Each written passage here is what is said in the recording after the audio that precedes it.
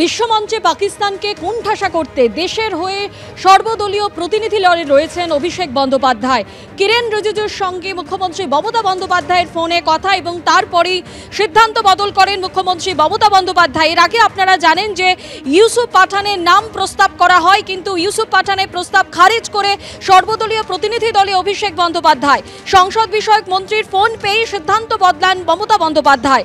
গোটা বিশ্বে অপারেশন সিঁদুরের তথ্য তুলে ধরবে ভারতের এই সর্বদলীয় প্রতিনিধি দল। তৃণমূল কংগ্রেসকে না জানিয়ে প্রতিনিধি দলে ইউসুফ পাঠানের নাম যোগ করা হয়। তখন প্রতিনিধি দলে কোনো সাংসদকেই না পাঠানোর সিদ্ধান্ত নেয় তৃণমূল।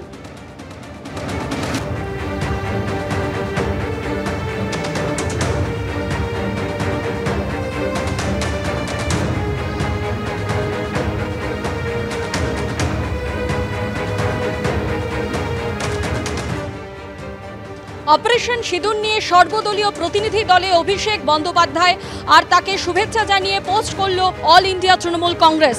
তাতে তারা বলেছে, আমরা অত্যন্ত আনন্দের সঙ্গে জানাচ্ছি যে আমাদের মুখ্যমন্ত্রী মমতা বন্দ্যোপাধ্যায় সর্বদলীয় প্রতিনিধি দলের জন্য সর্বভারতীয় তৃণমূল কংগ্রেসের পক্ষ থেকে অভিষেক বন্দ্যোপাধ্যায়কে মনোনীত করেছেন, যিনি বিশ্বের সামনে সন্ত্রাসবাদের বিরুদ্ধে সোচ্চার হওয়ায় অংশগ্রহণ করবেন।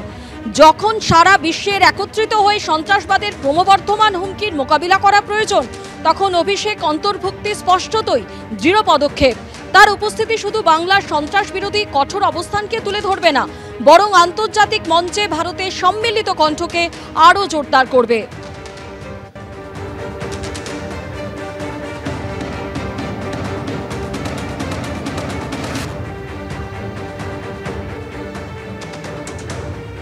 আর এই সর্বদলীয় প্রতিনিধি দল নিয়ে গতকাল অভিষেক বন্দ্যোপাধ্যায় কি বলেছিলেন শোনাবো।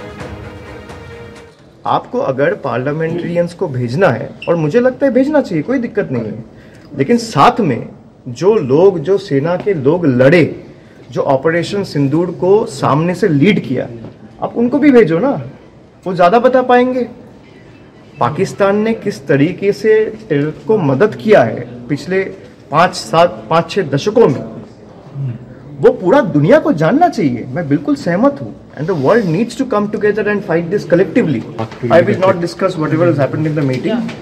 It is extremely sensitive. Whatever briefing needs to be done will be briefed by the chairman of the standing committee. সর্বদলীয় প্রতিনিধি দলে অভিষেক বন্দ্যোপাধ্যায় এই নিয়ে বিজেপির কি প্রতিক্রিয়া আপনাদের শোনাবো এবং পাশাপাশি রাখবো তৃণমূল কংগ্রেসই বা কি বলল। দেখুন, একটা মানবিক মুখ নিয়ে যদি আক্রান্তদের পাশে দাঁড়ানো যায়, সেটা অবশ্যই গ্রহণযোগ্য এবং সমর্থনযোগ্য। কিন্তু অপারেশন সিঁদুর এখনো শেষ হয়নি। এর মধ্যে এই পলিটিক্যাল ট্যুরিজমটা না হলেই ভালো হতো। রাজ্যের মাননীয় মুখ্যমন্ত্রী যদি এই টিমটাকেই একটু মুর্শিদাবাদে পাঠাতেন, যারা আক্রান্ত হয়েছে, আবার বিকাশ ভবনের সামনে গেলেও ভালো করতেন, যেখানে শিক্ষকরা আক্রান্ত হচ্ছে, শিক্ষকদের রাস্তায় ফেলে পিটিয়ে চোখ নষ্ট করে দেওয়া হচ্ছে, পা ভেঙে দেওয়া হচ্ছে। ওদের কাছে গেলে আমার মনে হয় ভালো হতো। বাকিটা তৃণমূল কংগ্রেসের যেটা ভালো বুঝেছেন করেছে। কেন্দ্রীয় সরকারের উচিত দলের শীর্ষ নেতৃত্বের সঙ্গে যোগাযোগ করা। দল সিদ্ধান্ত নেবে দলের প্রতিনিধিত্ব কে করবেন, তার বদলে সম্পূর্ণ অনধিকারে সরাসরি সাংসদদের সঙ্গে যোগাযোগ করাটা অন্যায় কাজ, রীতি বহির্ভূত কাজ, নীতি বহির্ভূত কাজ। এটা হতে পারে না। আজ কেন্দ্রীয় স্বরাষ্ট্র দপ্তরের রাষ্ট্রমন্ত্রী কিরেন রিজিজু মাননীয় মুখ্যমন্ত্রী মমতা বন্দ্যোপাধ্যায়কে ফোন করেছিলেন। সেখানে মমতা বন্দ্যোপাধ্যায় আমাদের সর্বভারতীয় সাধারণ সম্পাদক অভিষেক বন্দ্যোপাধ্যায়ের নাম মনোনীত করেছেন। ফলে অভিষেক বন্দ্যোপাধ্যায় তিনি এই সর্বদলীয় প্রতিনিধি দলে তৃণমূল কংগ্রেসের প্রতিনিধিত্ব করবেন। সরকার তো, কেন্দ্রীয় সরকার তো ইউসুফ পাঠানকে সিলেক্ট করেছিল, বেছেছিলেন, কিন্তু অদ্ভুতভাবে ইউসুফ পাঠানের উপর মনে হয় মমতা বন্দ্যোপাধ্যায় ভরসা পাচ্ছেন না। কেন পাচ্ছেন না সেটা মমতা বন্দ্যোপাধ্যায় বলতে পারবেন। নাকি অভিষেক ব্যানার্জির বিদেশ যাওয়ার শখ খুব বেশি, কারণ মাঝে মাঝে উনি দুবাই যান, আমেরিকা যান। কিন্তু এই মুহূর্তে আমার মনে হয় এতে খুব বেশি রাজনীতি আনা উচিত, আনতে চাইছি না।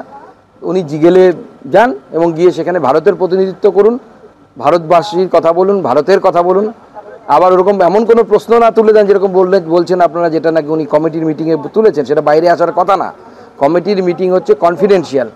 নিয়ম হচ্ছে যতক্ষণ না পর্যন্ত সেটা লোকসভায় পেশ হচ্ছে ততক্ষণ পর্যন্ত সেটা কনফিডেন্সিয়াল থাকে।